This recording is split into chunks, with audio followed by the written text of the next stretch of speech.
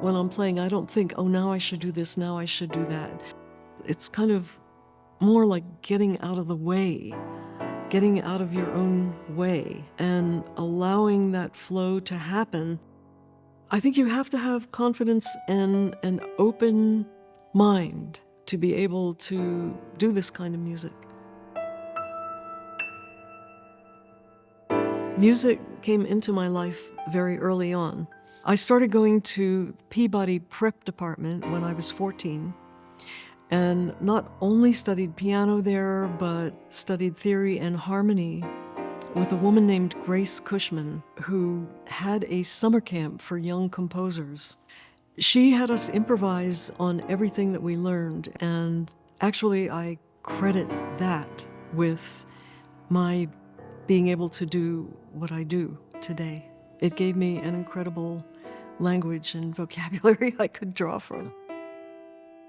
When I was 28 years old, I was divorced and living on Cape Cod with a jazz and blues pianist named George Kahn. One night he was out playing a gig. I stayed at home and decided to pull a record out of his record collection. The record happened to be A Love Supreme by John Coltrane, and all I can say is that my life completely changed that night.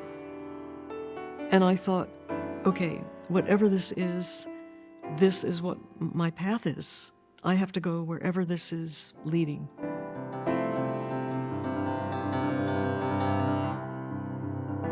Shortly after that, I found out about a teacher in Boston named Charlie Banakis. So I moved back to Boston and studied with him for 2 years.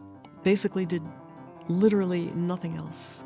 The very first time I improvised in that way, the feeling was like jumping off a cliff. It was absolutely terrifying.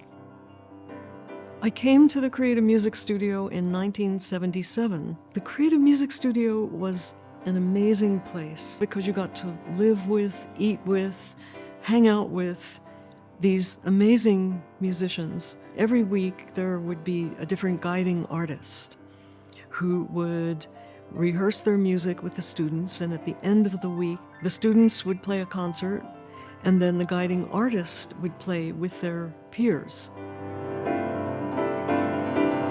That's actually how I came to play with Anthony Braxton.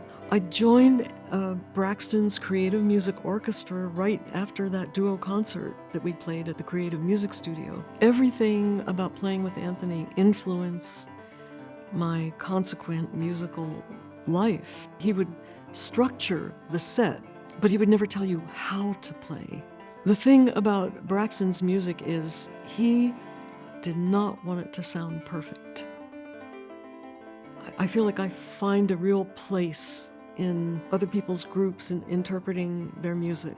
I consider Anthony to be one of my two main mentors. He and Reggie Workman is the other big mentor, who I also played with for about 10 years in different ensembles of his. Both of them gave me a chance, and I will forever be grateful to them for that.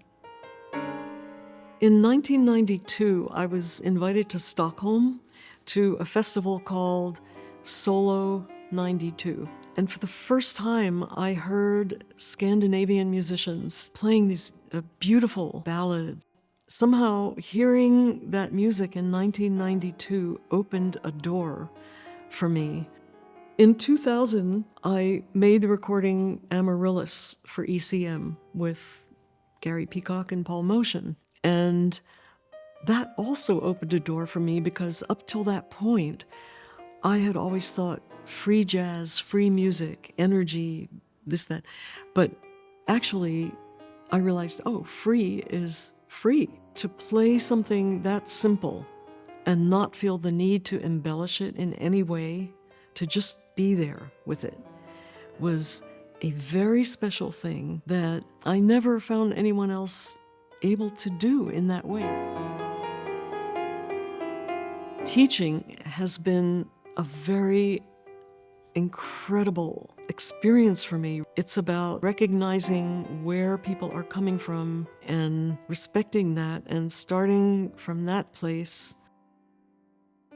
What means really a great deal to me is the generation of younger musicians who seem to be aware of my music and who have invited me to be part of their projects.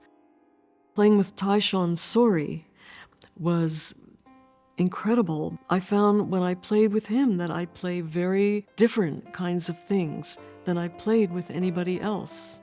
And then the duet with Angelica Sanchez, playing her music, that was so interesting and challenging and different from what I would write. So I like that, constantly being challenged and having new horizons open up.